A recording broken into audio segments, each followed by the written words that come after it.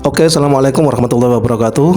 Salam jumpa kembali, sahabat semua, ya, dengan Abu Ammar Fakih Channel di sini. Saat ini saya ajak sahabat semua jalan-jalan berkeliling ke area, ya, wilayah Kecamatan Dukun, dari mulai desa kami, Desa Sekar Gadung, menuju ke Dukun, menuju ke selatan, menyeberangi jembatan Bengawan Solo, Dukun Karangbinangun.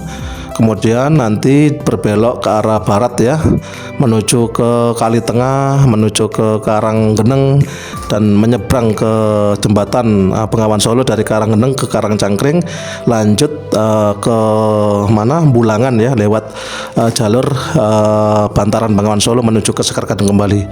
Selamat menyimak, selamat menyaksikan sambil kita dengarkan wawasan-wawasan bermanfaat dari Fakhruddin Faiz, ya, Fakhruddin Faiz. Selamat menyaksikan dan selamat menyimak.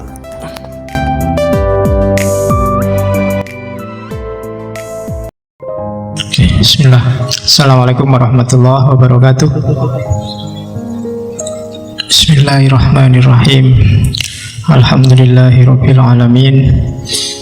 Alhamdulillahi nahmaduhu wa nasta'inuhu wa nastaghfiruh wa na'udzu billahi min syururi anfusina wa min sayyiati a'malina. May yahdihillahu fala mudhillalah wa may yudlilhu fala hadiyalah. Allahumma sholli wa sallim wa barik ala habibina wa syafi'ina sayyidina wa maulana Muhammadin wa ala alihi wa ashabihi wa man tabi'ahu huda. Amma ba'du. Bismillah, mari kita lanjutkan ngaji kita malam hari ini. Sebenarnya orang Jawa menggambarkan Semar itu semacam, kalau bahasaku, kalau kalian menggambarkan Tuhan itu seperti apa dengan segala wataknya, terus gambaran Tuhan itu maha kuasa, maha penyiksa, maha apa wae, gambarlah. Dalam versinya orang Jawa, gambarnya akan muncul kayak gambar Semar itu. Jadi semacam personifikasi dari pandanganmu tentang Tuhan. Dan bagi orang Jawa, kalau digambar seperti apa, ya gambarin nanti kayak Semar itu. Itu manusia bukan manusia. Disebut anak kecil juga ndak, orang tua juga ndak, antara nangis apa ketawa ndak jelas, dan itu Semar. Oke, kita lihat ya satu-satu, pelan-pelan. Saya bilang tadi ada Jawa kuno, ada Hindu, ada Islam. Tiga-tiganya pakai Semar. Nanti kalau kalian yang suka Syekh Siti Jenar, di beberapa suluk disebut di antara yang ditemui oleh Syekh Siti Jenar ketika bedah tanah Jawa itu Semar ini. Ya sebutannya Danghyang, bahasanya orang awam Danyang. Jadi Danghyang Semar, termasuk Wali Songo generasi pertama yang dari Persia, Syekh Muhammad Bakir Al-Farisi, yang oleh orang Jawa dikenal sebagai Syekh Subakir. Wali generasi pertama yang harus berjuang mati-matian bedah tanah Jawa untuk menyebarkan Islam. Dia juga harus pamit sama danyangnya yang namanya Semar. Jadi danyang itu Danghyang, di situ tak sebut ya. Kalau dang itu semacam kata sandang. Kalau sekarang ada si, ada sang, itu Danghyang. Cuma kata sandang untuk memuliakan dewa atau leluhur. Itu dang, sama kayak sang, sama kayak ra. Makanya kalian sering dengar istilah sang hyang, ya kan? Hyangnya sendiri, hyang itu sesuatu yang disucikan, disakralkan. Jadi sang hyang itu kayak sang suci, dang hyang juga sama, kayak sang suci. Jadi hyang itu spiritual, makanya ada kahyangan. Kahyangan itu surga, tempat yang suci, tempatnya orang-orang suci, itu kahyangan. Di Bandung ada Parahyangan. Di Jawa Tengah ada Dihyang. Dihyang itu tempat bersamayamnya dewa-dewa. Terus di lidahmu terus jadi Dihyang. Ketika kamu menyembah, mengabdi pada yang suci, istilahnya sembahyang. Dulu sembahyang itu disanggar, terus sama lidahnya orang Jawa jadi dilanggar. Jadi langgar itu agak pelesetan dari sanggar, bukan langgar bahasa Indonesia. Kamu biasanya kalau guyon kan gitu, Pak, sholat nomor 2 Pak, bisa dilanggar. Langgar itu bukan dilanggar terus kamu tidak sholat, tapi langgar itu dari asal kata sanggar. Karena dulu orang memuja dewanya ada di sanggar. Dan itu tokohnya adalah Danghyang Semar. Nanti di akhir sesi, semoga tidak kesusu-susu, saya ingin menjelaskan sedikit tentang filsafat ketuhanannya Dang Hyang Semar. Karena filsafat ketuhanannya Semar inilah yang memungkinkan orang Jawa dimasuki tradisi agama apapun bisa masuk. Jadi gaya Semar inilah gaya yang apapun tradisi, Hindu masuk ya Hindu, Buddha masuk Buddha, Tantrisme masuk Tantra, dan Islam masuk ya Islam, Kristen masuk juga tidak apa-apa. Dan yang memungkinkan kondisi semacam ini itu sebenarnya filosofi ketuhanan gaya Semar. Bagi yang tertarik Islam Nusantara boleh disambungkan. Islam yang gaya Semar, tidak ada ya Islam madhab Semar, kamu nanti dimarahi, dianggap aliran sesat lagi. Tambah satu lagi alirannya, Islam madhab Semar. Padahal itu dipakai oleh para wali, ideologi, dan beberapa tokoh sufi juga sebenarnya ajarannya mirip-mirip aja sama Dang Hyang Semar. Terus nanti Hindu masuk. Hindu yang masuk ini nanti ketika Hindu masuk ada semacam adaptasi, dikesankan bahwa Semar ini mengejawantah apa, menitis pada tokoh namanya Resi Agastya. Sebenarnya mungkin bukan nitis ya, karena Resi Agastya ini resi yang Siwa, alirannya Siwa yang dari India, yang memang dia dakwah kemana-mana sampai masuk ke Nusantara. Dan orang Jawa menyebut, yang sudah Hindu zaman itu menyebut ya Resi Agastya itu Semar. Itu yang digambar itu patungnya.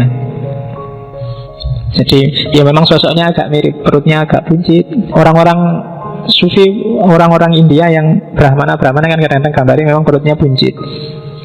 Ada pandangan bahwa kamu jangan minder kalau perutmu buncit, justru buncit itu menunjukkan kamu sehat. Kamu carilah bayi yang perutnya six pack, tidak ada. Ya kan? Bayi yang sehat itu perutnya agak jendil sedikit, justru itu sehat. Katanya gitu nih, aku ya nggak ngerti. Perutku ya nggak tahu six pack atau 12 pack, aku nggak ngerti. Yang penting jangan keluar gitu aja ya urusan perut.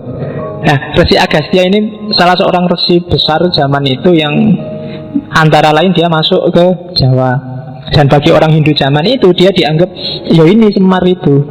Nanti ada candinya di Malang, karena zaman itu ada seorang raja namanya Gajayana, yang nama Gajayana ini nanti dijadiin stadion di Malang, yang bikin kuil khusus untuk Resi Agastya plus patungnya. Nanti kamu cari, saya lupa nama desanya, saya tak ingat kecamatannya, Kecamatan Dau. Di sana ada candi namanya Candi Badut. Candi Ba itu artinya bintang, Dut itu dari Diut. Diut itu artinya cahaya. Dan itu dipersembahkan untuk Resi Agastya. Kenapa kok sekarang kalau kamu ulang tahun ngundang badut? Karena badut lah yang bisa bikin orang ceria, pikiranmu jadi terang, tercerahkan, nggak sumpek. Meskipun terus konotasinya balik 180 derajat sekarang.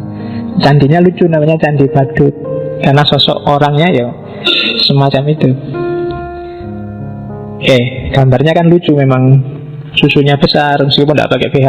Terus ya kalau cowok kan masuk pakai BH, perutnya jendil. Dan kalau dalam cerita pendeta yang kawin itu Resi Agastya ini, karena di antara ujiannya dia adalah dia jatuh cinta sama putri seorang raja. Kamu cari sendiri, kamu baca sendiri ya. Semangat yang dibawa di Hindu mirip kayak semangatnya Dang Hyang Semar. Oh ternyata tidak beda ya sama ajarannya Semar dulu. Kok dilihat dari sosoknya jangan-jangan ya ini Semar itu. Nah itu Resi Agastya. Nanti nitis banyak dalam sejarah, termasuk di puncaknya sebelum Islam datang, Mojopahit. Ada seorang resi, kamu hanya kenal gelarnya, Sabdo Palon. Itu bagi orang Jawa zaman itu dia juga titisanis Semar, karena ajaran-ajaran yang dibawa sangat mirip dengan itu. Nah nanti selanjutnya Wali Songo datang, Semar dipakai lagi oleh Sunan Kalijogo dan kawan-kawan. Cuma sekarang dimasukilah visi keislaman, dan mudah. Kenapa? Karena roh dan semangat ajarannya sama sebenarnya. Yang beda mungkin fisik lahiriah penyembahannya, tapi rohnya sama. Maka dengan mudah Sunan Kalijogo dan kawan-kawan mengadaptasikan Semar dan kawan-kawan masuk ke cerita Mahabharata dan Ramayana, meskipun aslinya nggak ada. tapi dimasukkan di sana. Ya termasuk yang serat-serat ada tadi. Serat pertama sebenarnya yang cerita tentang Semar itu ada serat namanya serat Sudomolo. Serat Sudomolo ini cerita yang nanti melahirkan tradisi ruwatan. Ya kamu cari sendiri isinya. Di situ nanti Semar muncul sebagai yang momong Sadewo. Sadewo itu Pendowo yang paling ragil. Yang dia ini nanti yang satu-satunya yang bisa membebaskan Betari Durga dari kutukannya. Betari Durga itu awalnya istrinya Betara Guru, cuma karena dimarahi oleh Betara Guru karena diajak main tidak mau. Jadi suatu ketika jalan-jalan di atas laut, Betara Guru, ya istrinya sih namanya Dewi Umo. Dewi Umo ini ya karena cakep, pas jalan-jalan Betara Guru ingin ngajak itu. Kamu ngerti itu ya? Ya, karena ingin ngajak, cuma Dewi Umo tidak mau, di luar di atas laut ya malu tuh ya. Nah terus saking nafsunya sampai air maninya Betara Guru netes ke laut. Dan dari situ nanti lahir namanya Betara Kala. Nah, terus Betari Uma ini yang nolak dimarahi sama Betara Guru, terus dikutuk jadi raksasa perempuan namanya Betari Durga. Nanti dia kalau di wayang punya keraton namanya Gondomayit. Dan yang bisa membebaskan dia dari kutukannya itu ya Betari Durga ini, si Sadewo ini. Cuma kan nggak gampang untuk bebas dari kutukan. Yang ngawal, yang ngasih nasihat terus menerus ini Semar. Dari situ nanti lahir ruwatan. Biasanya ceritanya ya cerita ini kalau wayang ruwatan. Nggak boleh sembarangan, ada tradisi sakralnya. Sebenarnya banyak makna-makna simbolik. Ya kapan-kapan kalau ada sesi lowong kita belajar filsafat wayang. Karena filosofinya lumayan. Cuma kapan-kapan saja. Hari ini kita kenal Semarnya dulu. Kita kenal, saya bilang kita masuk ke pinggir-pinggir, nyari bungkus-bungkusnya dulu. Ada apa yang kita bisa ambil dari Semar. Dimulai biar banyak hikmahnya. Dongengnya kapan-kapan atau kalian baca sendiri ceritanya. Gue tak cerita gitu. Karena ceritanya kalau wayang itu kan satu cerita itu bisa dinarasikan. Padahal ceritanya pendek, kalau kamu tulis paling bisa 2-3 halaman kuarto. Tapi begitu nyampe di mulutnya seorang dalang, dia bisa jadi semalam. Jadi itu sekedar cerita bagaimana Gatotkaca gugur itu tak jelasin 5 menit selesai. Tapi kalau dalang, tewasnya Gatotkaca itu bisa jadi 1 malam. Ganti adegan, dan itu tidak sembarangan. Jadi dalang termasuk kesenian yang tidak bisa dipelajari, butuh bakat dan tirakat. Tidak semata-mata kamu hafal dialognya kayak sinetron atau kayak film. Hafal dialog aja nggak cukup, ngerti cerita aja nggak cukup. Itu kalau bahasanya Syed Hussein Nasr itu semacam seni sakral yang nggak sembarangan orang bisa. Kita lanjutkan. Kita selusuri dikit-dikit ada filosofi apa yang mungkin berguna untuk hidup kita dari si Semar ini. Saya bilang tadi, Semar adalah narasi, adalah deskripsi orang Jawa tentang seperti apa sih ketuhanan dan kebertuhanan itu. Kita awali dari namanya Semar. Sebenarnya kata-katanya jelas dari kata-kata samar. Nama aslinya kan Ismoyo, karena memang dia maya. Bandingkan dengan Betara Guru. Betara Guru itu jadi kebalikannya Semar. Kalau Semar dia tidak jelas, tapi orang yang masuk ke situ dia akan dapat banyak mutiara terpendam yang luar biasa. Di balik Semar ada banyak hikmah. Kebalikannya Betara Guru. Kalau Betara Guru saudaranya itu kan gelarnya Manik Moyo. Manik itu mutiara. Cuma dia manik yang moyo. Dari luar kelihatan mutiara, tapi kalau diselami sebenarnya nggak ada apa-apanya. Dia hanya formalitas. Maka kalau sedang gegeran, Betara Guru akan kalah kalau Semar sudah marah. Jadi karena memang levelnya beda. Semar ini misterius. Kalau Betara Guru itu jelas, tegas. ABC-nya kelihatan, mana halal, mana haram jelas. Tapi kalau Semar ini misterius. Misterius ini kan lebih menarik daripada yang jelas dan tegas. Kamu juga gitu. Jangan jadi orang yang gampang ditebak. Rotok misterius sedikit gitu. Kalau orang gampang ditebak itu cepat selesai. Pacarmu juga cepat bosen. Jangan mau gampang ditebak. Kalau hati-hati loh, pacarmu selingkuh. Alah tenang aja, nggak mungkin selingkuh, aku sudah ngerti. A sampai Z dia itu tidak enak. Orang dikejar-kejar itu karena misterius. Begitu kamu selesai dan nggak misterius, nggak ada orang ngejar-ngejar kamu. Sudah jelas. Semar. Maya. Jadi Ismoyo.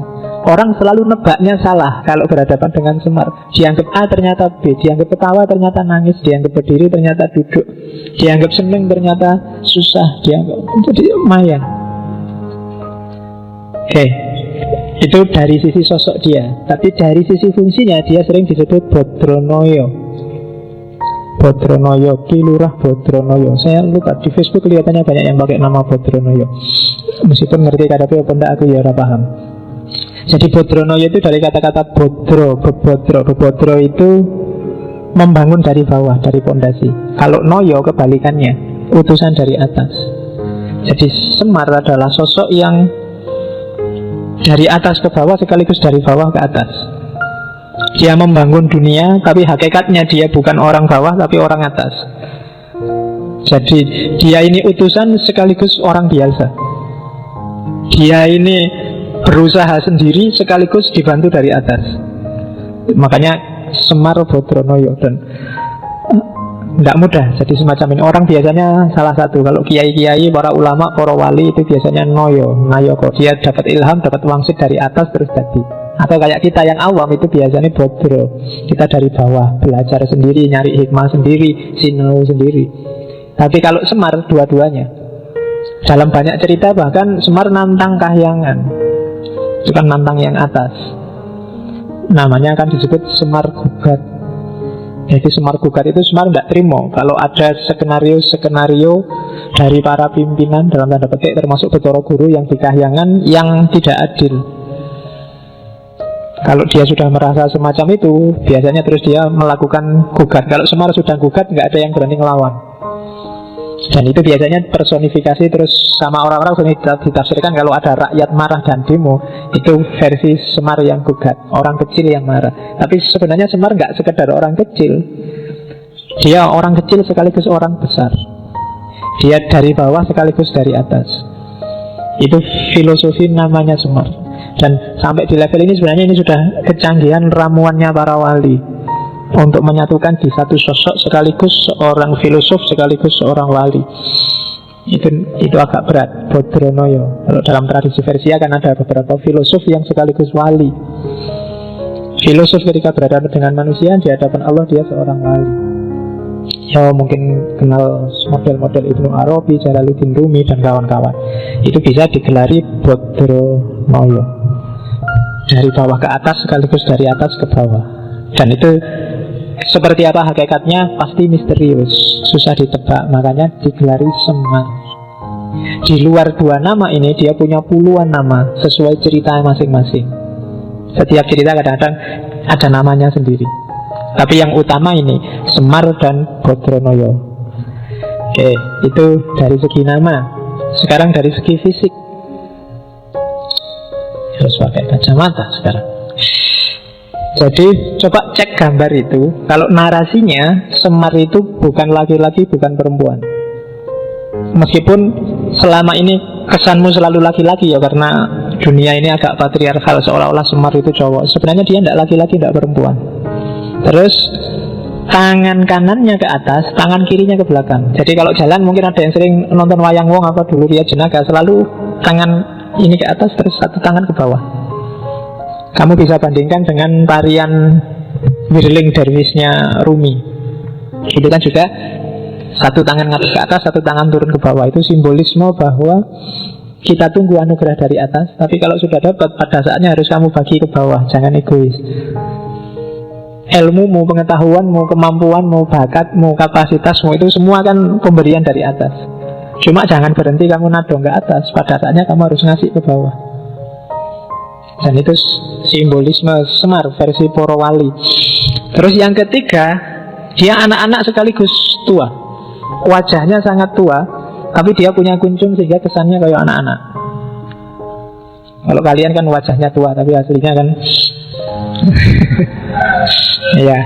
Nah kalau Semar itu anak-anak sekaligus orang tua. Jadi manusia yang utuh, insan kamil itu ya harus lengkap. Dia punya sisi anak-anak yang jernih, tapi juga punya sisi orang tua yang matang. Anak-anak itu kan jernih, pikirannya belum ada apa-apanya, belum terkontaminasi macam-macam. Sementara orang tua itu menang di matang.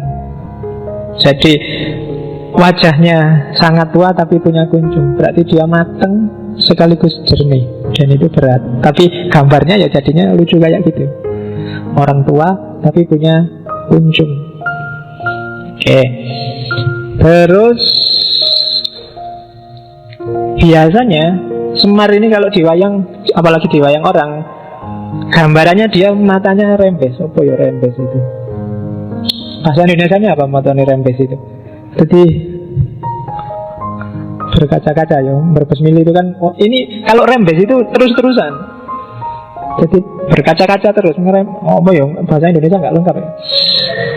Matanya ya rembes, orang Jawa yang ngerti. Jadi selalu berair. Jadi terus berair itu. Ya. Cuma mulutnya selalu ketawa. Jadi matanya rembes, selalu berair tapi selalu senyum, selalu ketawa. Itu gabungan antara keprihatinan dan antara duka dan suka. Itu hidup. Jadi analoginya para wali untuk menggambar manusia yang utuh itu ya bisa senang, bisa sedih. Terus ya, dalam dialog dia sering ketawa karena lucu. Cuma di akhir ketawa nadanya mesti nangis. Itu Semar. Jadi paradok. Terus yang terakhir, dia ini sebenarnya berdiri sama duduk tidak jelas. Disebut duduk iya, disebut berdiri juga ya. Itu berdiri apa duduk ya tidak jelas. Jadi kalau di Purwocarito tadi, kenapa kok bawahnya besar sekali? Di seratnya Ronggowarsito itu ada cerita bahwa 3 saudara ini, Togog, Bathara Guru sama Semar, satu ketika rebutan siapa yang berhak ganti Sang Hyang Tunggal. Akhirnya lomba siapa yang paling cepat makan gunung. Jadi lomba makan gunung. Nah, yang pertama nyoba makan itu Togog. Togog itu nekat, gunung diambil ditelan. Cuma karena nggak muat terus bibirnya robek panjang itu, makanya bibirnya terus robek. Nah, Semar yang ngerti, wah itu nggak bisa, kalau ditelan berarti bibirnya robek. Akhirnya yang enak dimakan dikit-dikit aja, yang penting habis. Dimakan dikit-dikit, cuma resikonya terus perutnya jadi ya besar luar biasa. Sebelum Bathara Guru ikut perlombaan, ketahuan sama bapaknya, terus dimarahi dan diusirlah ke bumi. Itu versi Islam Jawa tentang Semar. Cuma ini sebenarnya ingin menggambarkan dia ini antara berdiri dan duduk itu nggak jelas. Makanya namanya Semar. Dia samar, dia maya. Setiap bagian dari dirinya itu sebenarnya simbol-simbol luar biasa. Dia punya banyak makna. Terus simbolisme fisiknya.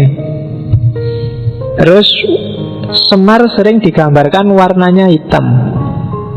Itu tidak untuk nyindir bahwa orang Jawa kulitnya hitam, tapi para wali punya filosofi sendiri. Karena unsur 4 itu kan api, angin, yang paling mantap itu kan bumi. Bumi itu warnanya hitam. Hitam itu simbol dari bumi dan dianggap unsur yang paling tinggi.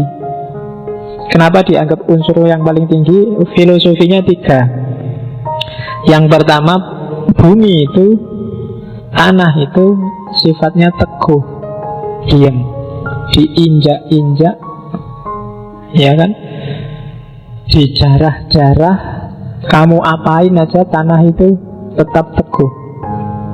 Bahkan dia melindungi apapun yang semula ngerusak dia. Besok kamu mati kembali ke bumi juga, bumi tidak menjepit kamu, tidak marah-marahin kamu, ya monggo.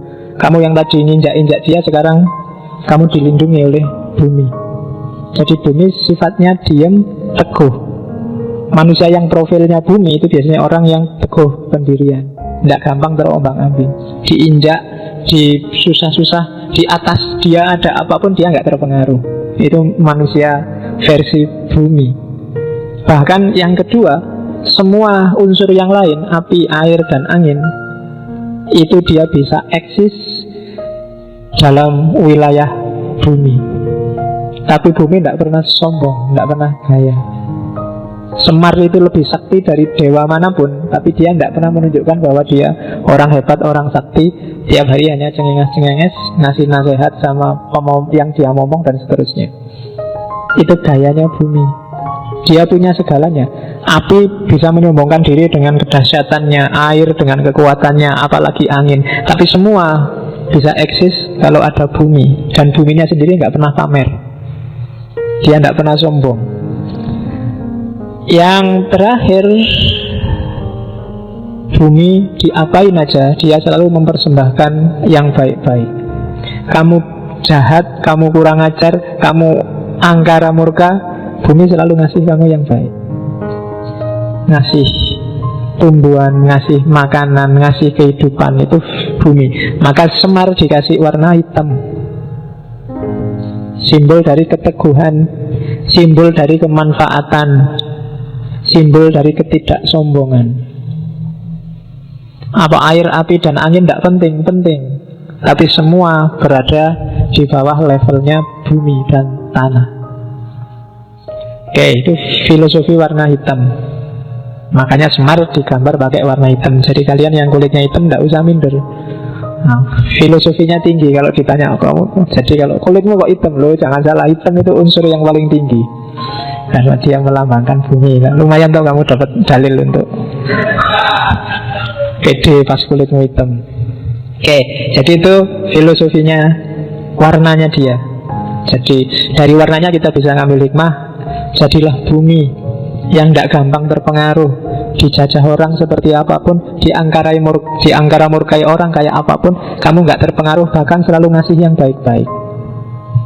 Setinggi apapun kemampuanmu, sedahsyat apapun kekuatanmu, kamu nggak pernah menonjolkan diri.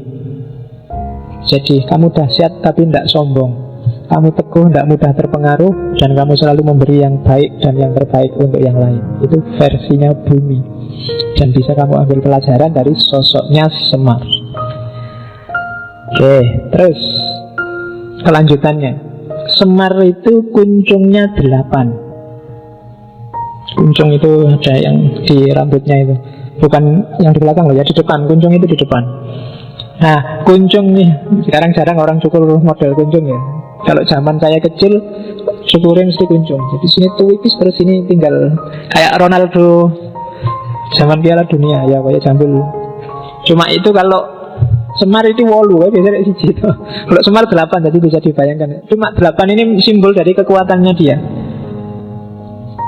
Sebenarnya ini ajaran sangat sufistik. Dari Semar itu, gara-gara kuncungnya itulah dia punya kekuatan tidak pernah lapar, tidak pernah ngantuk, tidak jatuh cinta. Bisa ngabut. Ya, tidak sedih, tidak capek, tidak sakit, tidak kepanasan, tidak kedinginan. Ini sebenarnya mau bilang bahwa Semar tidak terpengaruh oleh apapun di luar dirinya. Kayak minggu lalu kita belajar Krishna itu kan, yang paling menonjol adalah jangan mudah terpengaruh oleh segala yang di luar dirimu. Lapar, ngantuk, jatuh cinta, sedih, capek, merasa sakit, panas, dingin, itu kan segala yang di luar dirimu. Dan 8 kesaktian ini sifatnya tidak agresif, tidak ofensif. Jadi kalau kamu punya sekali pukul bisa mati, itu kan kekuatan ofensif, menyakiti orang. Tapi kalau kamu punya 8 ini, selesai. Tidak ada yang bisa ngalahin kamu, termasuk para dewa. Wong kamu tidak bisa merasa sakit, tidak bisa capek, tidak bisa merasa panas, nggak sumpek, tidak jatuh cinta, itu selesai sudah. Orang saktinya kayak apa tidak akan bisa menaklukkanmu. Kamu bisa dibanting-banting, wong kamu tidak merasa sakit kok. Kamu digoda, dirayu, wong kamu tidak bisa jatuh cinta kok, ya kan? Kamu disusah-susah, wong kamu tidak bisa capek, tidak bisa panas. Jadi selesai. Dengan 8 daya ini kamu nggak butuh kesaktian apa-apa lagi. Itu kuncungnya Semar. Makanya kalau Semar sudah marah, dia tinggal teriak-teriak masuk di kayangan, nggak ada yang berani tarung sama dia. Ngapain tarung? Nanti yang tarung capek sendiri. Wong dia tidak bisa sakit, tidak bisa capek, tidak bisa panas, tidak bisa dingin. Jadi itu 8 daya kuncung. Kalian juga gitu. Kalau bisa tidak kalah oleh 8 hal ini, kalian akan sakti. Apa dia? Tidak lapar, apa mana tidak lapar. Iya, tidak ngantuk, siapa lagi. Kamu duduk sebentar ya sudah liar-liar. Tidak jatuh cinta, sang soyo. Baru diputus saja kalau ada yang anu, yo ayo. Bahkan sudah punya pun ya kalau ada yang lebih anu ya ayo kan. Jadi tidak mungkin. Tidak sedih, kamu tidak mungkin kan tidak bisa sedih. Tapi kalau bisa jadi nggak sedih bagus. Tidak merasa capek. Ini susah wis. Tidak menderita sakit. Tidak kepanasan, tidak kedinginan. Kalau kamu bisa mengatasi ini, kamu sakti. Koyo Semar, tidak ada yang bisa mengalahkan kamu. Yuk ambil simboliknya. Itu sebenarnya simbol dari perlambang-perlambang nafsu dan daya yang ada dalam dirimu. Kalau kamu bisa menguasai, kamu sakti. Tidak lapar, ya manusia mesti lapar. Tapi lapar jangan sampai menaklukkanmu. Jangan sampai bikin kamu lupa prinsip. Jangan sampai bikin kamu menghalalkan segala cara. Itu berarti kamu sudah menaklukkan lapar. Ngantuk juga begitu. Jatuh cinta juga begitu. Jangan sampai jatuh cinta bikin kamu takluk. Jangan sampai rasa suka pada yang lain bikin kamu mengorbankan banyak prinsip hidup yang bagus yang lain. Boleh jatuh cinta tapi kuasai dan taklukkan jatuh cinta di bawah kontrolmu. Taklukkan itu semua, maka kamu jadi sakti. Bukan berarti nggak bisa lapar, nggak mungkin. Bisa lapar, tapi kamu tidak akan kalah hanya oleh lapar. Itu simbol 8 daya yang ada di kunjungnya Semar. Kelihatannya simpel kalau diomongkan, cuma nek dipraktekke tidak gampang, tapi harus latihan. Ya kan? Jalan banyak, kamu sejak manusia langit kan dikasih banyak sekali alternatif untuk jadi manusia yang utama. Ya pilihlah salah satu yang kamu merasa cocok. Oke, jadi hari-hari ini kita levelnya belum orang yang melakukan suluk ya, tapi kita baru orang yang milih jalan. Nanti kamu pilih yang mana ya monggo. Jangan GR kamu merasa, wah saya sekarang sedang suluk. Suluk apa, kamu jalannya aja belum paham. Suluk itu kan orang yang menempuh perjalanan. Untuk bisa menempuh perjalanan kan kamu harus paham jalannya. Begitu salah jalan, kamu akan dianggap sesat. Nanti diserbu FPI dan kawan-kawan. Oke, jadi itu 8 daya kunjung. Nah, sekarang posisinya Semar.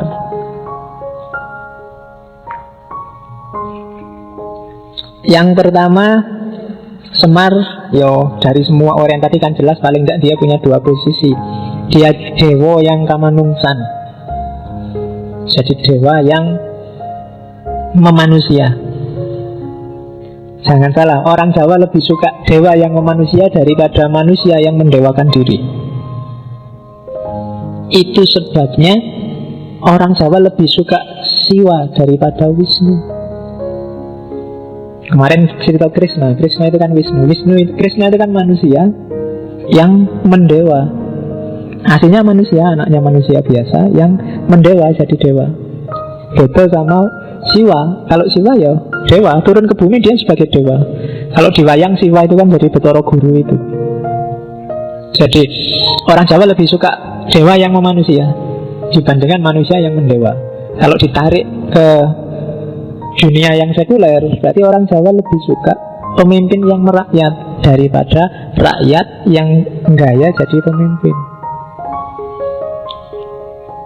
Jadi makanya Semar lebih disukai. Dan agama besar sebelum Islam kan Siwa Buddha, bukan Wisnu Buddha. Jadi dari Hindu cuma diambil Siwanya. Karena orang Jawa lebih suka dewa yang kamanungsan, bukan manusia yang mendewakan diri. Oke. Jadi lebih bagus kamu merasa jadi manusia biasa dengan kualitas dewa, ya kan, daripada kamu merasa jadi dewa dengan kualitas manusia. Nanti kamu pikir sendiri ya kalimat itu. Itu mikirnya harus panjang menafsirkan itu. Jadi dewa kamanungsan. Hari ini banyak orang yang lebih suka ngaku dewa dengan kualitas manusia biasa. Ngaku dewa itu ngaku jadi orang soleh, ngaku jadi orang pinter, ngaku jadi ustadz, ngaku jadi kan banyak yang ngaku. Jadi jangan panik dengan orang yang ngaku-ngaku jadi dewa, karena itu cuma ngaku. Dewa yang sejati hakikatnya pasti samar, maya. Tidak sembarangan orang bisa menangkap. Makanya kalau dalam kajian sufi ada debat panjang apakah seorang wali itu ngerti kalau dirinya wali. Karena begitu dia ngerti kalau dirinya wali, kewaliannya dipertanyakan. Oh, itu susah, itu bulat itu kalau di tasawuf diskusinya tidak selesai-selesai. Di hikam itu masih debatable, tafsirnya bisa macam-macam. Jadi apakah seorang wali itu ngerti? Kalau ada yang bilang kalau dia wali yang sejati dan sampai di puncak kewaliannya, justru dia dijaga oleh Allah dari ngerti kalau dirinya wali. Karena begitu dia ngerti kalau dirinya wali, pasti di situ ada rasa akunya, rasa dirinya sendiri masih ada, dirinya sendiri sebagai wali itu. Dan itu semacam kesombongan. Dan kalau orang masih ada bibit itu, sebenarnya dia belum wali. Maka siapapun yang merasa wali, pasti belum wali. Wow, itu susah itu ilmu nih. Kamu padahal sudah bercita-cita jadi wali sejak kemarin, tapi kok ya teori ini berubah. Termasuk kalau kamu merasa jangan-jangan aku ini wali, Pak Suwodo, itu jenisnya. Jadi justru yang wali yang sejati nggak mikir ke situ. Jadi dia merasa orang yang paling kotor, orang yang paling jauh dari Allah, orang yang paling banyak dosa. Justru itu. Jadi semakin kamu mengklaim dirimu benar, paling dekat dengan Allah, paling bagus, paling soleh, itu alamat bahwa kamu belum di apapun yang kamu klaim. Oke, yang kedua, Semar sebagai ponokawan ya. Kalau orang sering salah menyebutnya punokawan, sebenarnya yang pas ponokawan. Pono itu artinya jernih, visinya jelas. Jadi Semar dan anak-anaknya jadi ponokawan, maksudnya dia jadi teman yang jernih, punya visi jelas bagi juragannya, bagi yang dia temani. Maka para Pendowo itu punya ponokawan, dia punya teman yang mikirnya jernih. Di pono itu artinya kejernihan visi, kejernihan pemikiran. Jadi Semar posisinya itu teman paling bagus bagi orang yang dia temani, ponokawan. Jadilah kalian semua ponokawan. Selama ini kamu selalu menerjemahkan punokawan itu kan pembantu. Sebenarnya enggak. Punokawan itu teman yang bisa ngasih nasihat jernih, bukan nasihat tendensius. Tidak sekedar basa-basi untuk menyenangkan, yang berani bilang jelek kalau jelek, bagus kalau bagus, yang bisa ngasih solusi kalau ada persoalan, yang bisa mendudukkan permasalahan sesuai porsinya. Itu namanya ponokawan. Dan itu yang dilakukan oleh Semar pada Pendowo, pada yang dia ngomong. Jadi kalau tuannya sudah mulai tidak beres, dia tidak segan-segan ngeritik. Itu ponokawan, teman yang jernih, yang bisa diajak diskusi. Kalian semua harus jadi ponokawan bagi teman kalian, saling memponokawani, saling menjernihkan. Jadi bukan puno. Biasanya di banyak buku pakai istilah puno. Oke, jadi posisinya Semar itu, dia seorang dewa kamanungsan, tapi sekaligus dia sebagai ponokawan. Oke, terus jingle. Tulisannya jingle, macamnya jingle. Jingle itu dalam manapun, setiap kali menampilkan Semar, kalimat pertama yang diucapkan pasti itu. Bergegek, ugek-ugek, mel-mel, saendulit. Kadang-kadang dibaca saendulito, langgeng. Kadang-kadang nggak pakai langgeng tapi ole-ole. Tapi itu intonasinya lucu nih. Karena saya bukan dalang ya raiso lucu. Mungkin yang kamu bisa dalang bisa mengintonasikan itu dengan bagus. Jadi bergegek, ugek-ugek, mel-mel, saendulit, langgeng. Bergegek itu kamu diam nggak ngapa-ngapain. Ugek-ugek itu bergerak-gerak. Mel-mel itu mengais-ngais nyari makan.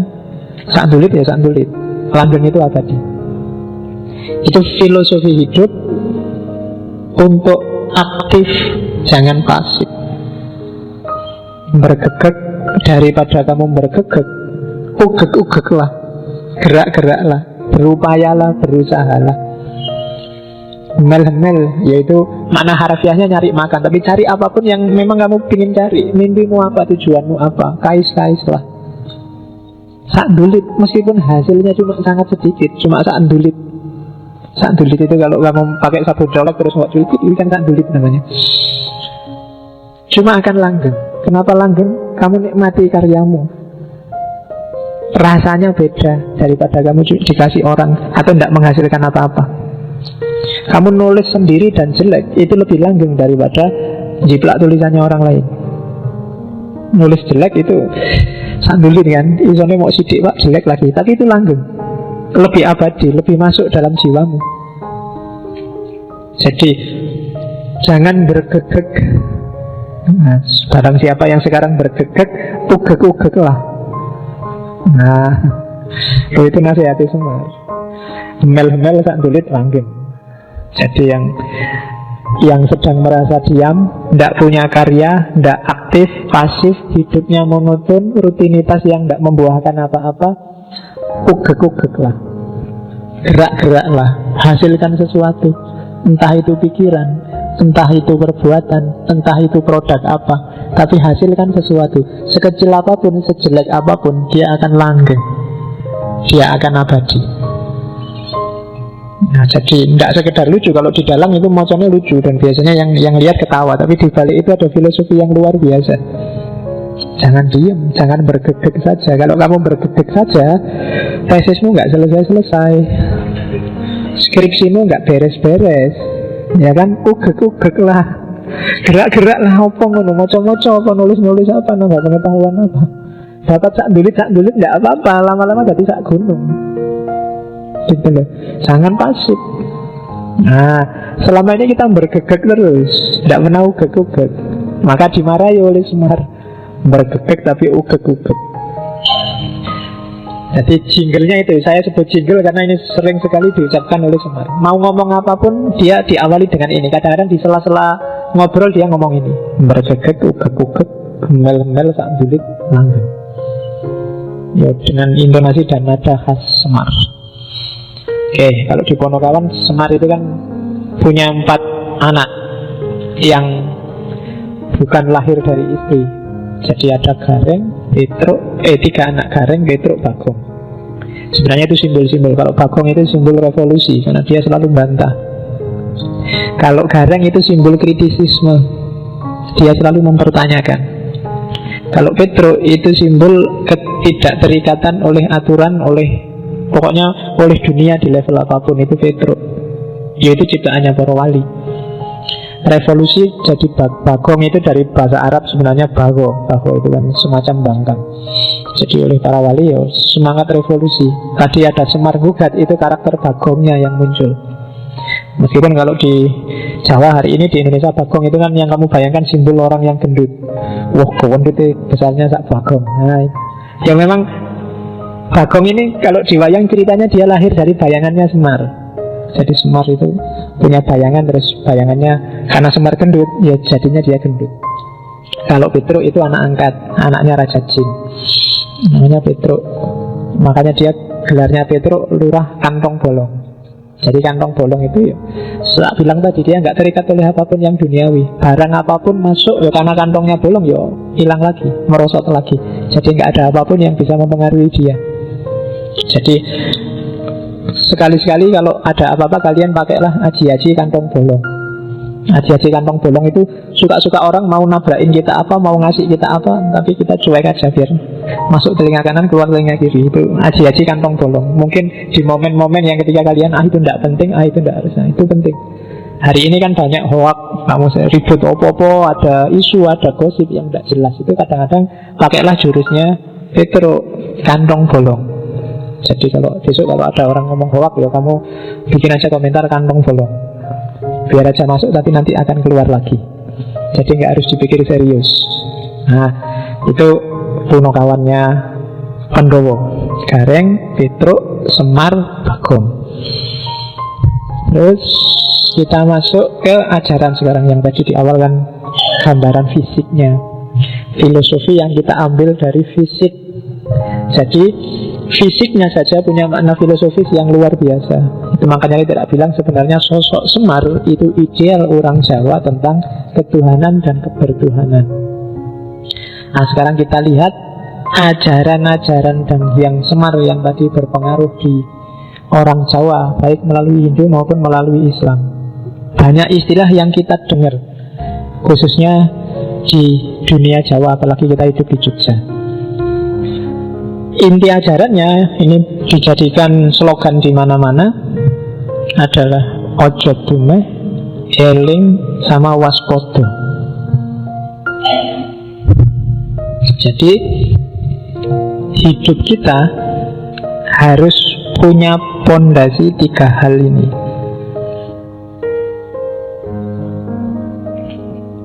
Ojo dumeh, eling sama waspodo. Ojo dumeh itu sikap mental, eling dan waspodo itu pikiran.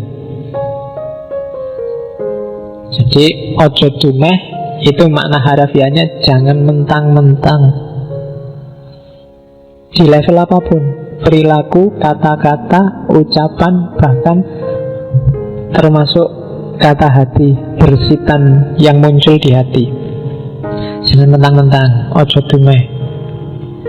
Mentang-mentang cakep terus gonta-ganti pacar, nah itu ojo dumeh. Mentang-mentang pinter terus minteri kancane, itu ojo dumeh. Mentang-mentang banyak kan kamu, bahkan kadang-kadang kan kamu jelek aja mentang-mentang, ya kan, mentang-mentang jelek kayaknya kan gitu ada kan. Mentang-mentang jomblo kan ada banyak loh kamu mentang-mentang itu. Kamu bisa nyari contoh sendiri sebanyak mungkin. Kan kadang-kadang miskin aja kan mentang-mentang. Saya miskin loh, saya ini termasuk golongan orang yang tertindas loh, saya ini mentang-mentang gitu, mentang-mentang miskin. Hati-hati ya dumeh. Jadi yang bisa mentang-mentang itu nggak cuma yang kaya. Jadi begitu kamu larut oleh kondisimu saat ini dan kamu jadikan dia modus untuk kepentinganmu yang sementara, itu biasanya sudah dumeh. Ojo dumeh. Mentang-mentang nggak lulus kuliah terus, nah itu kan mentang-mentang, ya kamu teruskan sendiri. Mentang-mentang jomblo kalau malam minggu terus ngapain gitu kan, ya wis kamu rumuskan sendiri. Pokoknya aja mentang-mentang. Termasuk laki-laki dan perempuan. Kadang-kadang jangan salah, perempuan mentang-mentang juga ada. Mentang-mentang perempuan apa-apa pengen didahulukan. Kan ada ladies first kan gitu. Meskipun ngantrinya telat kan ladies first, minta pertama. Itu termasuk. Cowok juga begitu. Mentang-mentang cowok banyak sekali contohnya. Mentang-mentang santri, mentang-mentang ikut ngaji filsafat, sekarang kemana-mana ngomongin filosofis. Nah itu termasuk mentang-mentang.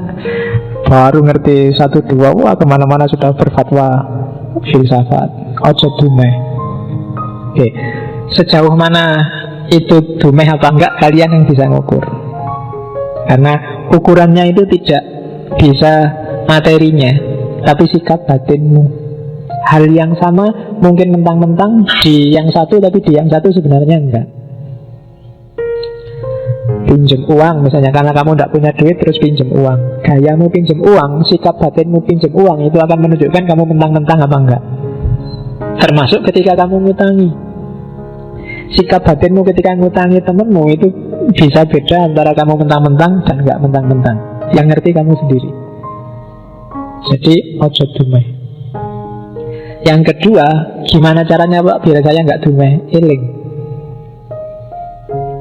Selalu hadirkan Tuhan dalam hidupmu. Selalu hadirkan yang sejati di kepalamu. Kalau dia hadir terus, biasanya kamu terhindar dari dumeh. Lawan paling gampang dari dumeh itu ikhlas. Dan untuk bisa ikhlas, kamu harus eling. Selalu hadirkan Allah setiap mau mengambil keputusan. Selalu masukkan dia di hatimu dan di kepalamu. Itu namanya orang eling. Eling itu kalau dalam konotasi Jawa tidak sekedar kamu ingat dia ada, tapi dia berpengaruh dalam hidupmu. Dan misalnya kamu ingin membela agama, terus kamu mukul orang, ngeprok toko. Kalau ditanya, mbok ingat Allah, mesti kamu bilang, ini karena saya ingat Allah, ingin bela Allah. Tapi itu ingat dan bela Allah hanya di mulut.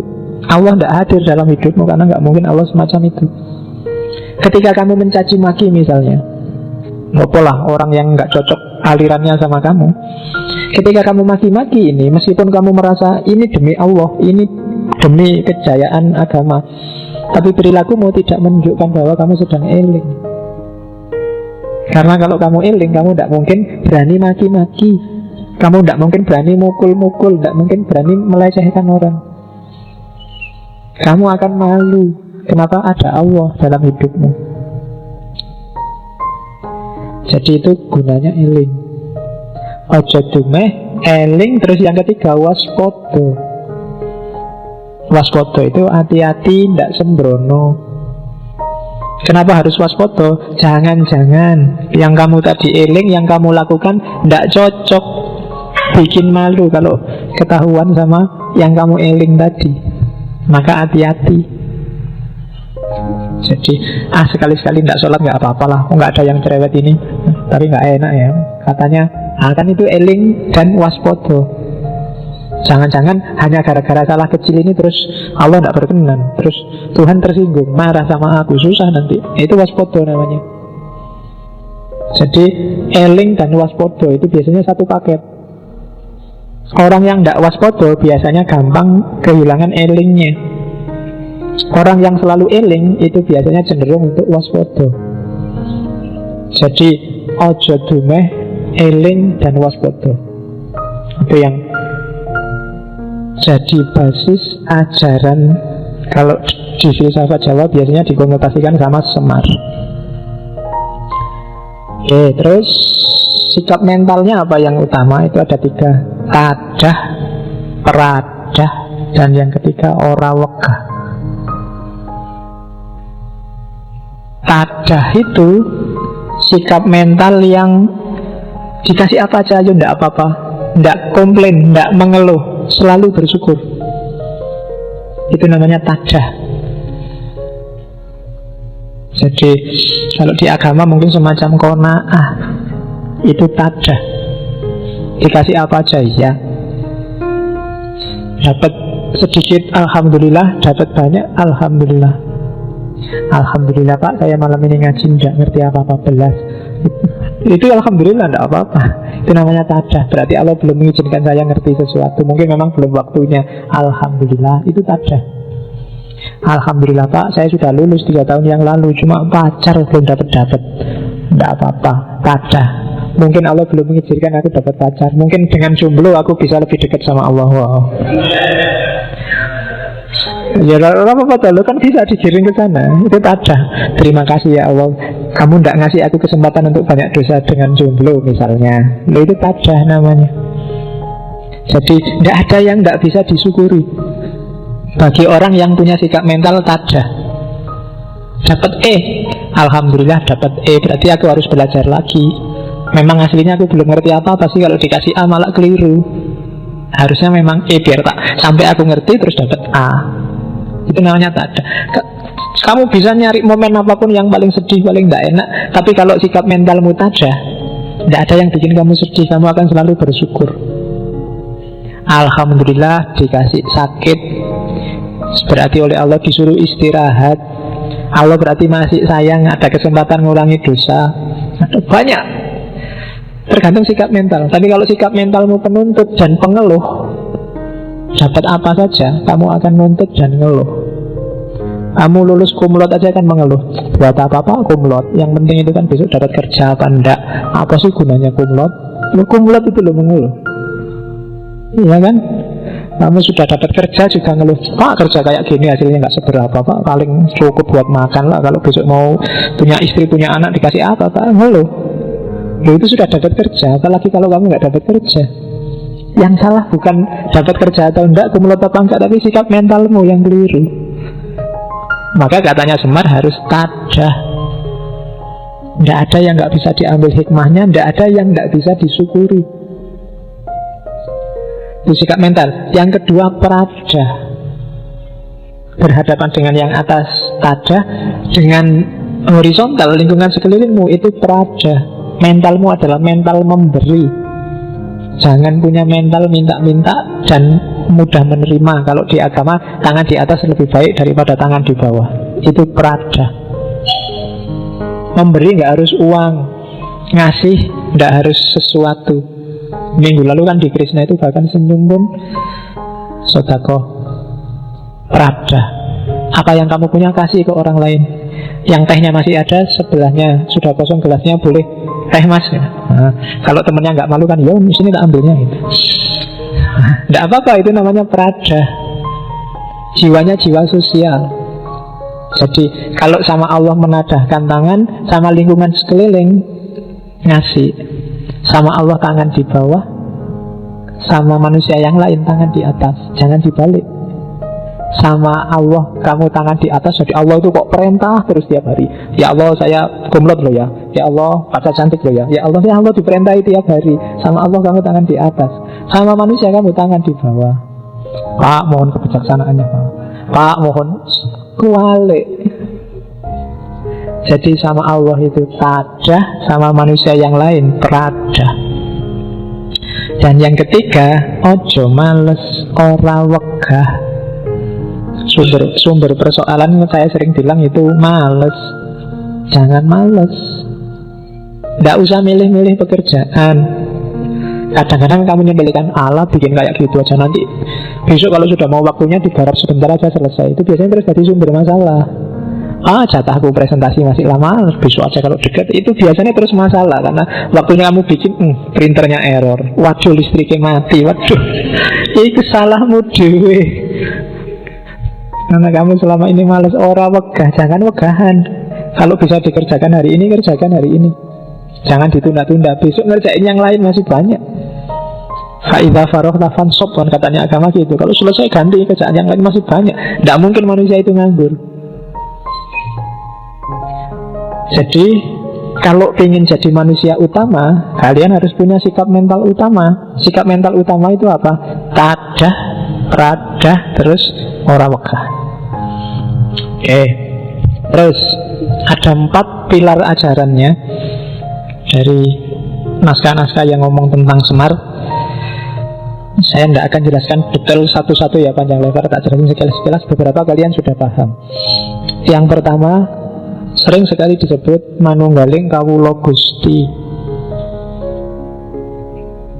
Hakikatnya saya sebut itu setara karena konsepnya mirip dengan ittihad, hulul, wahdatul wujud, fana dan baqo. Ittihad itu dari bawah ke atas. Jadi ittihad itu usaha seorang hamba untuk menyatukan diri dengan Tuhan. Jadi bersatu.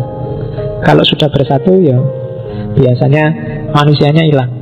Kancanya lawannya ittihad itu hulul. Kalau hulul dari kata-kata hal, kebalik. Kalau hulul, Tuhannya yang masuk ke dalam diri manusia. Tuhan merasuki manusia. Kata-kata merasuki ini sering banget disalahpahami, terus dianggap manusianya jadi Tuhan. Sebenarnya nggak serumit itu. Kalau kamu berpikir yang ada di pikiranmu, yang jadi pertimbangan kesadaranmu itu selalu Allah, itu sama dengan Allah manjing dalam dirimu. Ketika kamu mau melakukan apa saja, pertimbangannya Allah, itu hulu.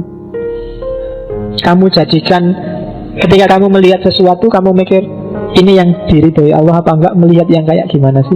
Ini ngomong yang menurut Allah baik kayak gimana sih? Ini bersikap pada teman yang menurut Allah baik kayak gimana sih? Bersikap pada guru yang menurut Allah baik kayak gimana sih? Kalau hidupmu modusnya semacam ini, itu sama dengan Allah bertempat dalam dirimu. Jadi tidak harus roh sama roh, rohnya manusia sama rohnya Allah jalin bersatu, terus wahdatul wujud, terus sesat, terus kafir-kafiran. Tidak. Jadi persatuan terjadi ketika modus hidupmu adalah modus hidupnya Allah. Berarti kamu sekarang sudah jadi manusia Allah, manusia langit. Karena orientasimu selalu ke atas. Nah itu gampang-gampangannya itu. Dan orang yang bisa menghayati kehadiran Allah dalam hidupnya ini, bisa kamu sadari, kamu hayati, itu rasanya nikmat luar biasa. Itu yang bikin para sufi sering tidak mau kembali dari wilayah ini. Kadang-kadang terus ngomyang situ satohat. Aku jatuh cinta sama Allah, indahnya dekat sama Allah. Karena dia merasakan sendiri Allah hadir dalam hidupnya. Oke. Yang semacam itu namanya manunggaling kawula Gusti. Kita ini hamba, manunggal dengan Tuhan kita berarti apa? Lenyapkan kepentinganmu, yang kamu bunyikan kepentingan majikanmu. Buruh itu kan, kalau mungkin kamu, pokoknya analoginya juragan sama buruh. Yang ada di pikirannya buruh itu kan selalu kepentingannya juragan. Kalau buruh itu masak apa ya enaknya hari ini. Itu kan gak mikir kesenanganku apa, tapi kesenangannya juraganku. Juraganku sukanya aku bersihin kamar jam berapa, juraganku sukanya menoto kasuri kayak gimana, juraganku sukanya dan seterusnya. Yang ada di pikirannya hanya kepentingan majikannya. Kondisi semacam ini disebut manunggaling kawula Gusti. Jadi modenya semacam itu. Ya kalau itu kepemimpinan berarti jangan khawatir. Kalau kamu abdikan hidupmu pada Allah, sebaliknya Allah nanti yang memperhatikan hidupmu. Kamu gak usah khawatir nanti saya makan apa, jangan-jangan kakean sholat nanti saya tidak sempat kawin Pak, kakean poso nanti saya tidak sempat kerja Pak. Kalau kamu abdikan hidupmu untuk Allah, jangan khawatir, Allah yang ngopeni hidupmu. Dan level ini jalan sedalam penghayatanmu. Kalau kamu ragu-ragu, misalnya kamu hanya yakin mode ini 10%, yo Allah akan main di hidupmu 10%. Kalau kamu yakin mode ini 20%, ya mainnya Allah dalam hidupmu 20%. Kalau kamu memperhatikan kepentingannya Allah 20%, Allah memperhatikan kepentinganmu 20%. Manunggalnya semacam itu. Kalau kamu bisa 100% lebur, maka kamu jadi manusia langit, manusia Allah. Itu manunggaling kawula Gusti. Oke, itu kalau di kitab-kitab biasanya jelimet. Sebenarnya maknanya simpel. Pakai analogi tadi, juragan sama pembantu. Terus pilar yang kedua. Jadi ajaran yang pertama ngajarin kita bahwa persembahkan hidupmu secara total hanya untuk Allah. Manunggalkan hidupmu dengan Allah. Itu manunggaling kawula Gusti. Inna sholati wa nusuki wa mahyaya wa mamati lillahi rabbil alamin. Persembahkan hidupmu, ibadahmu, hidup matimu hanya untuk Allah. Oke, yang kedua, jadi hiduplah dengan kesadaran manunggaling kawula Gusti. Kesadaran bahwa semua makom hidupmu itu adalah ibadah karena kamu sedang manunggal dengan Tuhan. Bahkan ada cerita Semar itu 100% hidupnya adalah sembahyang. Itu manifestasi dari inna sholati tadi. Jadi sembahyang yang sholat itu tidak cuma di masjid kayak gini. Ketika kamu naik motor, ketika kamu belajar, ketika kamu sekolah, ketika kamu di kamar mandi, itu sebenarnya manifestasi persembahkan semua itu hanya untuk Allah. Kalau di fikih, semua aktivitas kita harus ibadah, berarti dipersembahkan untuk Allah. Berarti modusnya adalah kamu carilah Allah ridho yang kayak gimana. Sehingga di situ terus positioningnya kamu harus cari ilmu biar ngerti mana yang diridhoi Allah, mana yang tidak. Putar-putarannya nanti di situ. Yang kedua, sadarilah sangkan paraning dumadi. Hakikat hidup ini dari mana dan mau kemana. Itu namanya sangkan paraning dumadi. Keberadaan manusia di dunia ini. Dunia ini namanya alam madya. Sebelum kita hidup sekarang ada alam purwa. Hidup yang akan datang namanya alam wusono. Jadi roh kita itu sebenarnya menempuh perjalanan yang sangat panjang. Hari ini kita ada di level perjalanan fase tengah-tengah. Karena sebelumnya ada, sesudah nanti ada. Maka di Jawa dikenal urip iku koyok wong mampir ngombe. Sekedar mampir sebentar terus melanjutkan perjalanan lagi. Jadi kayak kalian pulang kampung di tengah jalan mampir di warung. Nah itulah dunia. Jadi berarti dunia ini bukan asalmu, juga bukan tujuanmu. Jangan sampai kamu menjadikan dunia saat ini sebagai tujuan. Karena begitu kamu jadikan tujuan, kamu sedang keluar dari jalur sangkan paraning dumadi. Innalillahi wa inna ilaihi raji'un. Itu kan dari Allah dan untuk Allah. Kita akan kembali ke sana. Jadi modelnya melingkar. Itu yang disebut sangkan paraning dumadi. Kita dari Allah dan akan kembali ke Allah. Jangan sampai kita nyeleweng, kita ngambil jalur yang nanti tidak nyampe ke sana. Jadi perjalanan kita menuju ke sana hanya mampir ngombe, minum sebentar terus melanjutkan perjalanan lagi. Maka jangan terlalu diambil hati dunia ini. Katanya orang-orang kejawen, ya dunia biarkan jalan apa adanya, ambil secukupnya untuk bekalmu. Karena perjalanan masih jauh. Kalau terlalu kamu ambil hati, ya bisa-bisa hatimu tertambat di dunia ini, padahal perjalananmu masih panjang. Ketika hatimu tertambat oleh dunia, kalau bahasanya filsafat Islam, nafasmu tidak bisa mutmainnah. Padahal hanya nafsul mutmainnah yang bisa irji'i ila rabbiki. Jadi itu teori sangkan paraning dumati. Oke, saya agak cepet-cepet ya nanti biar kena semua. Oke, terus ya nanti yang nggak terlalu paham diulang lagi rekamannya. Karena ini ilmu yang nggak bisa dikejar hanya pakai akal, harus dihayati. Jadi dokumen yang tidak cukup dipahami, tapi harus direnungkan. Paham gampang, di atas paham kamu harus bisa merenungkan. Setelah kepegang, direnungkan itu berarti dicari relevansimu dengan kehidupanmu sehari-hari. Kalau sudah ketemu hasil renungan, jalankan, implementasikan, lakukan itu. Dari situ kamu akan ketemu kemuliaan, pencerahan. Sama kayak Al-Quran. Al-Quran itu ya memang harus dibaca, tapi di atasnya baca ada dipahami. Cuma jangan sekedar dipahami. Kalau kamu pahami, jangan-jangan pemahamanmu berhenti di abad ke-6. Kamu renungkan. Direnungkan itu cari relevansinya sama hidupmu. Kalau sudah ketemu itu, berarti kamu sudah bisa ngambil petunjuk dari Al-Quran. Implementasikan. Sama kayak sastra-sastra Jawa. Ilmu kayak gini kan kalau di Jawa sering disebut sastra cetha. Atau sastra cetha itu sastra yang tidak ada tulisannya. Kamu membacanya harus lewat realitas kehidupan sehari-hari. Sering disebut sastra Jendro Hayuningrat. Kalau zaman dulu anak-anak muda kayak kalian dianggap tidak mungkin bisa paham sastra Jendro. Paham bisa, tapi menghayati tidak akan bisa. Paham itu berarti ngerti karepe, tapi ngelakoni nggak mungkin bisa. Karena di Jawa ilmu itu kelakoni kanthi laku. Maka tantangannya adalah patahkan mitos bahwa hanya orang-orang tua yang ngerti sastra Jendro. Kalian yang muda sebenarnya ya bisa, asal mau ini yang abot. Godaannya oke. Kamu selalu diiming-imingi oleh besok kerja apa, besok dapat pacar apa enggak, pacarnya jelek apa enggak, terus bisa kaya apa enggak, bisa beli mobil apa enggak, kurang punya rumah apa enggak, dan seterusnya. Itu yang sering bikin kamu terhalang. Jadi hijabnya dunia. Bahkan hari ini kayak ramalannya Nabi, hijabnya bahkan muslim yang lain. Al-Islamu mahjubun bil muslimin. Gara-gara orang Islam kamu tidak paham Islam yang benar itu kayak gimana. Karena kamu selalu kejebak. Loh, jangan-jangan Islam yang itu. Oh, jangan-jangan Islam itu. Islam yang ini kayak selalu gitu. Kamu kejebak stereotype, mainstream, sehingga kamu lupa kesejatiannya Islam. Oke, terus pelajaran ketiga dari sosok Semar adalah kasedan jati. Ini dari akar kata sedo. Sedo itu mati.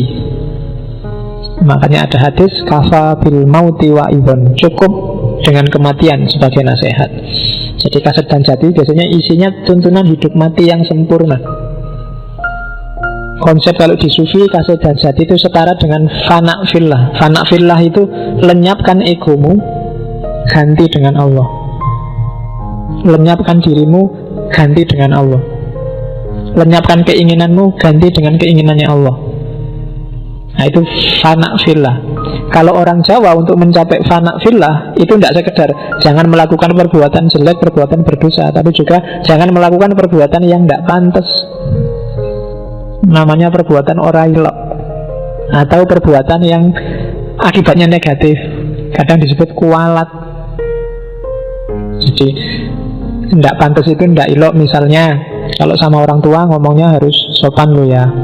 Seperti apapun kondisi orang tua, sesalah apapun mungkin orang tua, ndak ilok kalau ngomong nggak sopan. Nggak ilok itu ndak pantas. Jadi levelnya lebih tinggi daripada baik buruk atau benar salah. Namanya ndak ilok. Ada lagi kualat. Jadi kualat itu kalau hukum, kalau di Hindu bisa kamu sandingkan sama hukum karma. Hati-hati, mungkin ndak haram, mungkin boleh saja sama masyarakat. Tapi kalau menyakiti orang, nyusai orang, jangan-jangan nanti balik lagi kualat. Mungkin benar kamu menyesatkan, mengkafirkan dia. Cuma kalau dia hatinya sakit, dan sakit hatinya itu berdampak negatif, balik pada kamu yang menyakiti. Karena dosanya orang tersakiti kan makbul. Jangan-jangan kamu kualat. Itu semesta kosmologisnya Jawa kenal terminologi orailok sama kualat. Jangan ya, meskipun segitu ya jangan segitunya lah. Ngono ya ngono ning ya aja ngono.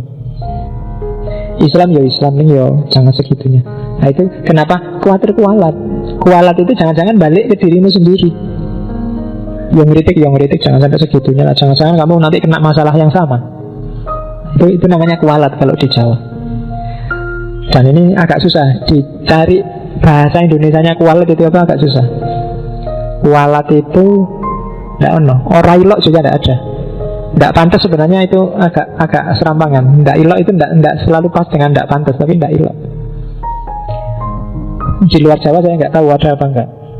Tidak ilok sama kualat. Kalau kualat mungkin sudah di bahasa Indonesia kan, tapi sebenarnya konsepnya mungkin agak jejer sama kalau di Hindu ada karma, buah perbuatan.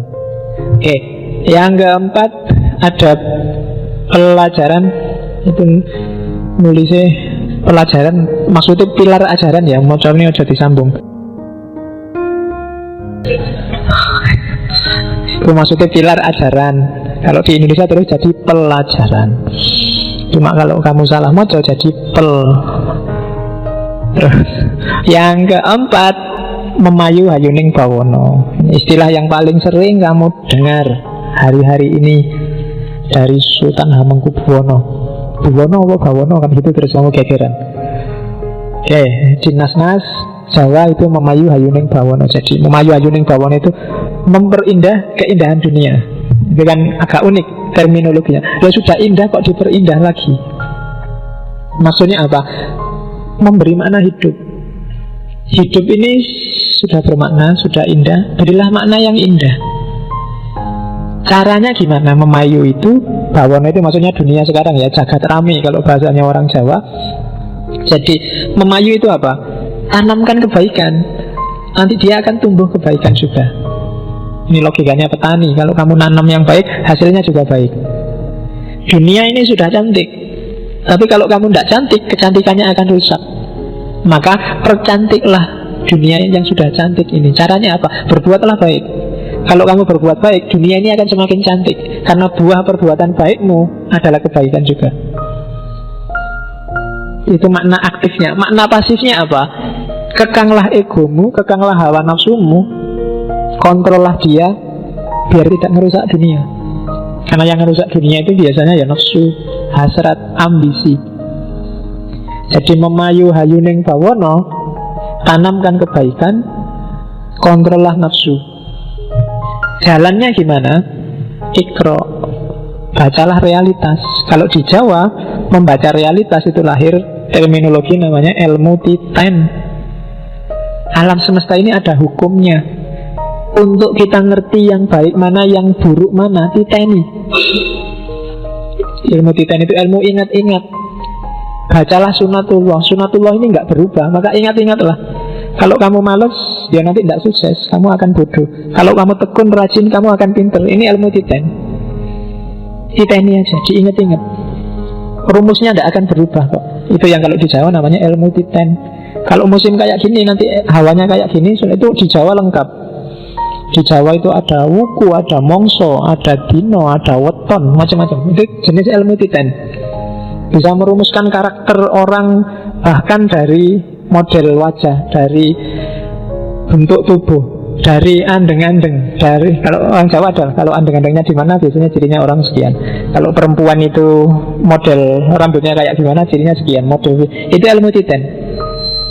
Bahasa luasnya sunatullah.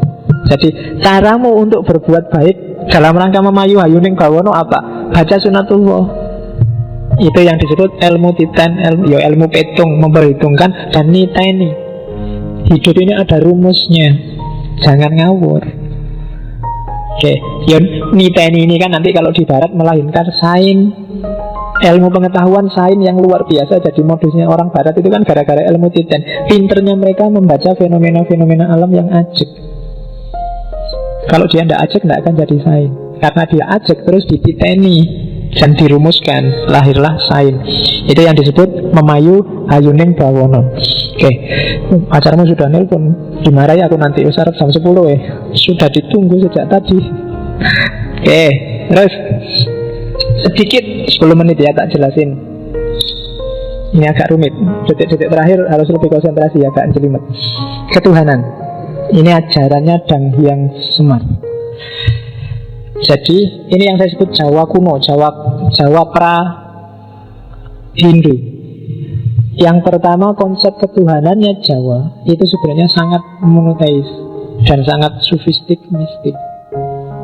Jadi katanya agama pra-Hindu itu biasanya Tuhannya namanya Sang Hyang Toyo. Karena Tuhannya namanya Sang Hyang Toyo, kadang-kadang agama ini disebut agama Kapitayan. Apa sih Toyo? Toyo itu artinya suwung, awang-uwung. Jadi suwung itu tidak bisa dijelaskan, tidak ada apa-apanya.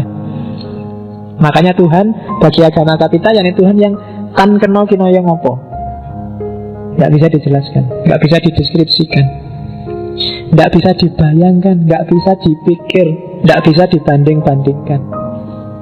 Dia adalah hampa. Jadi suwung itu hampa, awang-awang, nggak jelas, tidak dilahirkan, tidak berawal, tidak berakhir, dan seterusnya. Statusnya maya, samar. Namanya disebut Sang Hyang Toyo, jadi yang maha hampa. Maka agamanya disebut Kapitayan.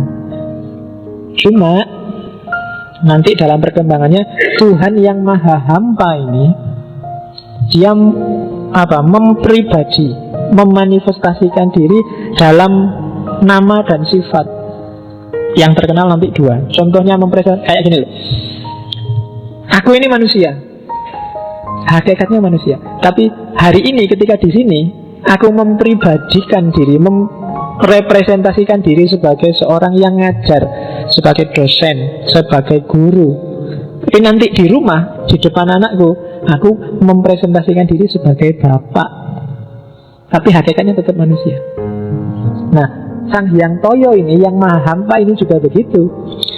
Di hadapan manusia, dia menampilkan dirinya. Karena kalau enggak, dia tidak akan dikenal. Kayak hadisnya Sufi itu loh.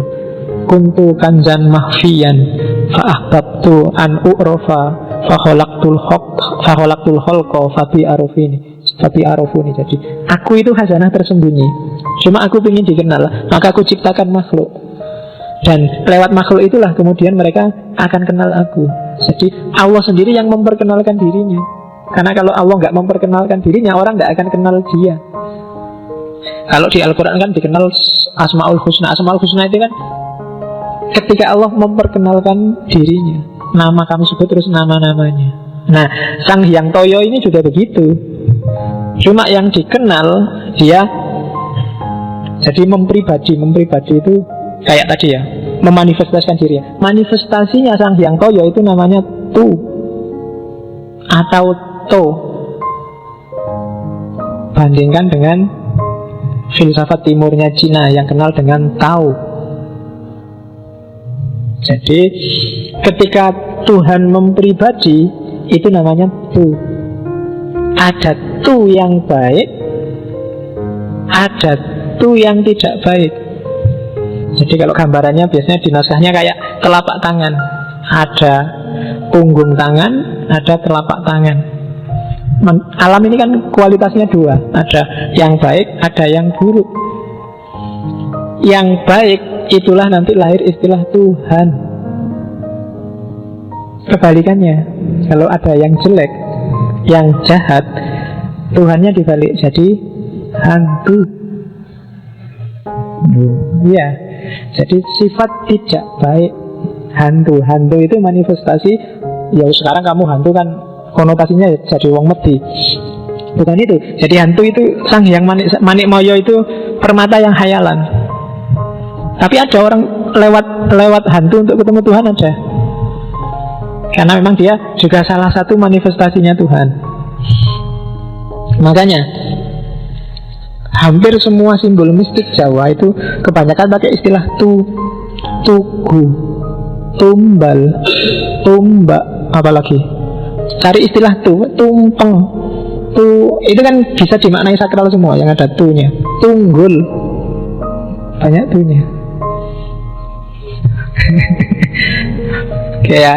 Nah, ada orang yang bisa langsung ketemu Sang Hyang Toyo. Mungkin karena kepribadiannya kuat, daya jelajah hikmahnya luar biasa. Para sufi misalnya, dia langsung ketemu Sang Hyang Toyo. Cuma ada yang tidak nyampe pikirannya. Dia butuh jembatan sifat-sifatnya tadi, manifestasinya Tuhan. Ya yang level Sang Hyang Manikmaya tadi. Nah, yang langsung ke Tuhan itu nanti kalau di agama namanya monoteis, langsung ke Tuhan, langsung ke Sang Hyang Toyo. Tapi ada juga yang harus lewat banyak media, namanya politeis. Ini yang bikin saya bilang tadi, kenapa Jawa itu agama kapitayan sangat adaptif. Hindu masuk, ya wis Hindu tidak apa-apa. Islam masuk, ya Islam. Kristen masuk, Islam. Karena bagi mereka Hindu, Islam, Kristen itu simbol yang tadi, itu hanya salah satu dari banyak manifestasi ketuhanan, banyak nama-nama ketuhanan, sifat-sifat Tuhan yang memanifestasikan diri. Hakikatnya semua sama, Sang Hyang Toyo. Di Arab dia turun dan dipahami orang sana, dan lahirlah versi Islam. Mungkin juga lahir versi Kristen. Di India dia turun, dipahami orang Arya, di sana lahirlah versi Hindu. Dan di mata mereka macam-macam, itu kan namanya politeis. Macam-macam orang dipahami, tapi hakikatnya satu, Sang Hyang Toyo. Maka kamu mau jadi Hindu, mau jadi Islam, jadi Kristen, monggo. Asal kamu sadar bahwa semua itu hanya label dan nama manifestasi. Bukan salah, tapi itu manifestasi ketuhanan. Tuhannya yang sejati itu Tuhan Toyo, yang hampa, yang awang-upung. Jadi jangan berhenti di label, jangan berhenti di sifat. Kamu harus kenal ke zat. Selama kamu masih berhenti di sifat, karakternya masih politeis, masih macam-macam. Makanya kamu kan kadang bingung, Islam itu wakeh sing bener iki Syafi'i, Asy'ari, Hambali, Sunni, Syiah apa sing ndi? Karena kita ada di level sifat, kita belum masuk ke level zat. Dan agama kapitayan sudah menjelaskan jauh sejak awal bahwa tidak apa-apa ada macam-macam. Karena kalau nggak ada macam-macam, kalau hanya suwung, orang susah kenal Tuhan. Maka ada manifestasi, tapi jangan berhenti di manifestasi. Oke. Nah, nanti ada istilah tuah dan tulah. Tuah itu kan tadi ada manifestasi kebaikan, ada manifestasi kejelekan, kejahatan. Karena dunia ada dua dimensi. Mereka yang dapat kekuatan dari manifestasi-manifestasi yang baik, kekuatan ini namanya tuah. Mereka yang dapat kekuatan dari manifestasi-manifestasi yang negatif, kekuatan ini namanya tulah. Dan manusia yang bisa jadi pimpinan, apakah itu raja, apakah itu ulama, dia harus, kalau tidak punya tuah, ya punya tulah. Harus punya kekuatan ketuhanan. Apakah kekuatan itu melalui tuah, melalui jalur kebaikan, ataukah melalui tulah, jalur negatif. Tapi biasanya dari situlah nanti dikenal istilah itu tuwo, termasuk apalagi tuwo itu kan kalau di Jawa orang tua itu tidak semata-mata orang umurnya banyak, tapi orang yang sudah punya tuah. Jadi punya tuah itu dia punya daya, punya kekuatan dari Sang Hyang Toyo tadi, dari jalur kebaikan. Makanya kadang-kadang kalau masih muda pun, kalau kualitasnya luar biasa, dia dianggap golek ke wong tua. Kadang-kadang golek ke wong tua itu bukan kok sing tua yang sudah umurnya banyak, tapi tua yang sudah mateng spiritualitasnya. Jadi jangan salah kalau ada tetanggamu misalnya di kos-kosan nyari golek ke wong tua le, itu jangan kok carikan orang yang wis tua, tunuk-tunuk tidak bisa jalan. Maksudnya bukan itu, cariin orang pinter. Dan orang, kalau orang Jawa ngomong orang pinter itu bukan orang yang IP-nya 4. Ya, jadi nanti ono bapak kosmu bilang, le aku golek ke wong pinter le. Oh tenang aja pak, profesorku nanti tak ajak ke sini. Profesor belum ada apa-apanya bagi orang Jawa. Pinter itu orang yang punya tuah, atau paling tidak tulah. Jadi punya daya ketuhanan. Apakah dari manifestasi positif atau manifestasi negatif. Terakhir, tak jelasin cepet-cepetan. Ada 4 golongan manusia di agama kapitayan. Yang pertama manusia yang tutuk. Tutuk ini ringkasnya para wali, para mistikus, orang-orang yang bisa langsung nyampe ketemu Tuhan sendiri dengan kekuatannya sendiri. Di pikirannya sudah nggak ada dunia. Satu-satunya yang ada dalam hidup mereka hanya Sang Hyang Toyo. Itu namanya manusia yang sudah tutuk. Tutuk itu kan artinya nyampe sempurna. Ada manusia level 2, manusia tuhu. Manusia tuhu ini kayak manusia tutuk, tapi tidak setinggi tutuk. Karena manusia tuhu ini masih memimpikan sesuatu yang bukan Toyo, sesuatu yang bukan Sang Hyang Toyo. Misalnya masih mimpi hidup enak di surga. masih ingin ketemu bidadari, tenang aja, besok mati kita ketemu bidadari puluhan, nggak cuma 47, 27 sak kapoke sak njaluke misalnya. Kalau masih membayangkan itu, nggak salah sih, nggak jelek, cuma levelmu masih di bawah yang tutup. Jadi masih ada surga yang menghalangimu dari Sang Hyang Toyo. Itu level tuhu. Ada level ketiga, lebih rendah sebenarnya dari tuhu, tapi ya masih bagus, namanya level tunggo. Jadi level tunggo ini tidak sekedar nyari surga, surga kan di sana. Ini orang yang juga nyari kemuliaan duniawi, memanfaatkan tuahnya dan tulahnya untuk kepentingannya sendiri di dunia. Apakah kepentingan status sosial, kepentingan dihormati masyarakat, kepentingan itu berarti orang level ketiga. Namanya tunggo. Tunggo itu artinya tinggi, mulia. Orang ini di dunia biasanya dimuliakan, tapi di level spiritual dia sebenarnya level ketiga. Tidak sekedar pengen surga, dia juga pengen dunia. Meskipun pengen dunia dengan jalan agama. Itu level tunggal. Level paling rendah manusia tugul. Apa yang tune pokoknya. Kalau tugul ini awam. Nah, karakternya tugul itu adalah tutut.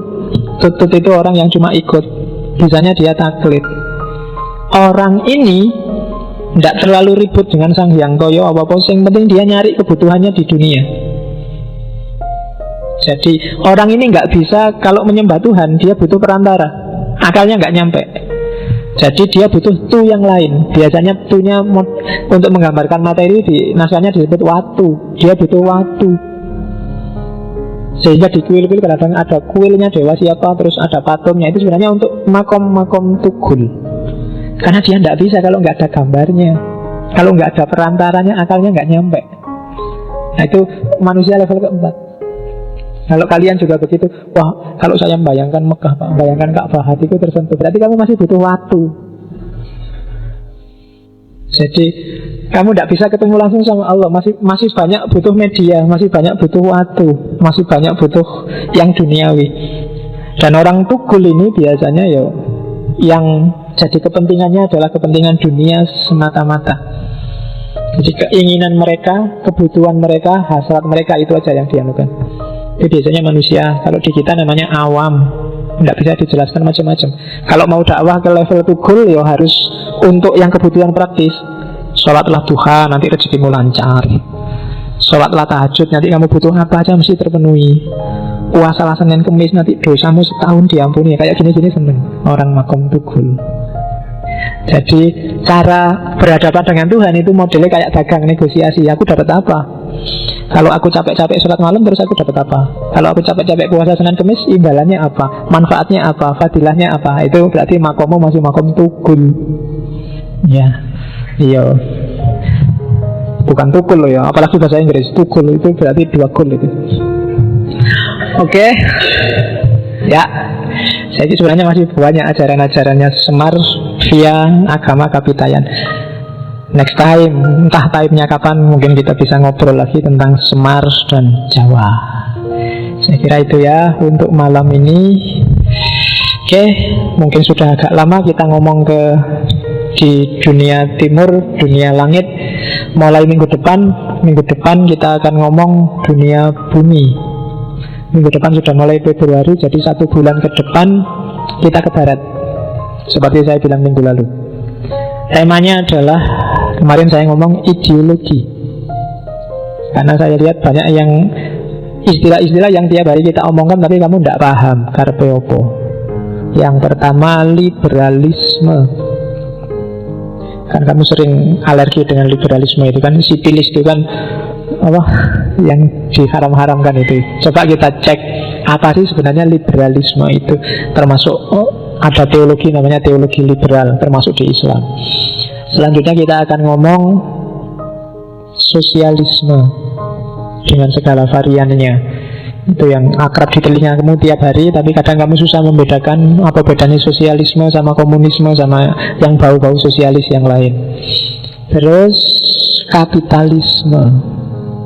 Kamu tiap hari teriak-teriak anti kapitalisme. Jangan-jangan kamu ngerti bener apa enggak kapitalisme itu. Terus yang terakhir sekularisme. Apa itu sekuler? Kamu paling nggak senang dituduh sekuler. Apa yo sekuler itu pasti jelek, apa yo liberal itu pasti jelek, kapitalis itu pasti jelek, dan sosialis komunis itu pasti jelek. Jadi jawabannya sih pasti tidak kalau ada kata-kata pastinya. Cuma mana yang bisa kita ambil hikmah dari liberalisme, sekularisme, kapitalisme, dan sosialisme. Jadi setelah Januari kita ngomong tentang langit, minggu depan kita ngomong, bulan depan kita ngomong ideologi 4 kali. Setelah itu apa ya nggak tahu. Pokoknya kita jalan aja nyampe-nyampenya, menikmati dunia hikmah. Oke, saya akhiri sekian. Kurang lebihnya mohon maaf. Walafu minkum, wallahul muwafiq, wallahu a'lam bissawab. Wassalamualaikum warahmatullahi wabarakatuh.